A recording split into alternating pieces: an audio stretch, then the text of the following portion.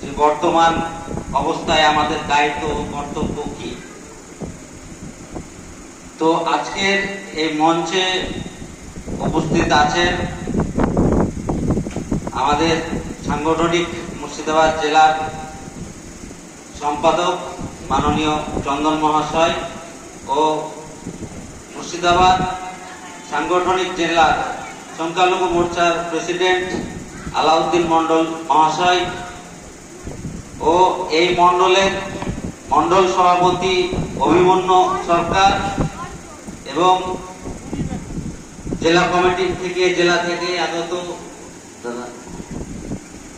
অন্যতম সদস্য মানিক পাল এবং পাশের মন্ডল সভাপতি মন্ডল 4 এর মন্ডল সভাপতি ও বিধানসভার ক্যান্ডিডেট আমাদের ছিলেন ভাস্কর সরকার মহাশয়, সকলকে এবং আপনারা সকলকে আমার অন্তরের অন্তঃস্থল থেকে ধন্যবাদ ও কৃতজ্ঞতা জানিয়ে আমি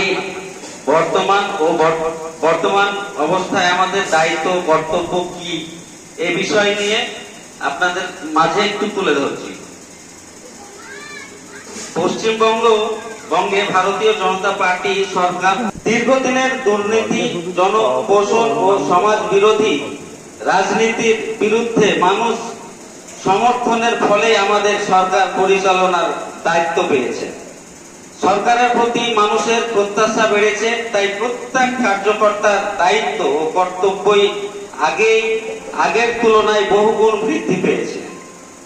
সমাজ আজ মানসিকতাকে গভীরভাবে পর্যবেক্ষণ করছে।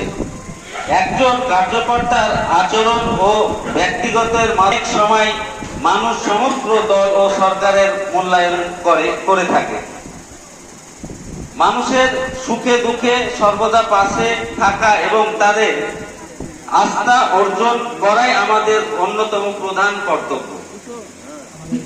সমাজের কোন মানুষ বিপদে পড়লে তার পাশে দাঁড়িয়ে সমস্যার সমাধানে আন্তরিকতাভাবে সহযোগিতা করতে হবে। সরকারের জনকল্যাণমুখী এই প্রশিক্ষণ তখনই সাকসেস হবে। এখন আমরা যেগুলো বর্জন করলাম বা যেগুলো আমরা শিখলাম সেই বিষয়গুলো যদি আমরা নিজের আপন বুথে গিয়ে ওই সাধারণ মানুষের মধ্যে আমরা আমাদের এই প্রশিক্ষণ যেটা আমরা শিখলাম সেটা যদি তুলে ধরতে পারি তবেই হবে এই প্রশিক্ষণ সার্থক। তো আশা করব আপনাদের প্রতি যে আপনারা